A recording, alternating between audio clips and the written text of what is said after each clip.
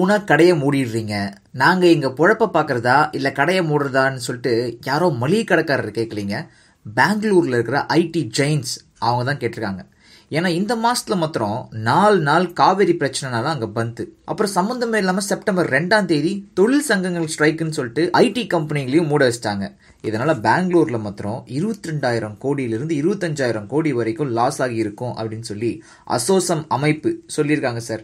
இது குத்து மதிப்பான ஒரு டேட்டா தானமா, இதை விட அதிகமாகவும் இருக்கிறதுக்கு வாய்ப்பு இருக்குன்ற மாதிரி சொல்றாங்க. அங்க மட்டும் ஐடி கம்பெனிங்க கடையை சாத்துனாங்கன்னு வச்சுங்க, மாநிலத்தோட பொருளாதாரமே அதில் பாதாளத்துக்கு போயிடும். 2 மாநிலத்துக்கு கூட அடிச்சுக்கிறாங்களே, நீங்க அனந்தமையில இருக்கணும். இது இந்தியாவில் வேற நாடா? எனக்கு புரியல. இந்தியாவுக்குள்ள நீங்க அடிச்சுக்கிட்டு இருந்தா மற்ற நாடுகள்லாம் என்ன நினைப்பாங்க? மற்ற நாட்டில் இருக்கவங்க ஆகா இங்கே ஒற்றுமை இல்லையே நம்மளும் சேர்ந்து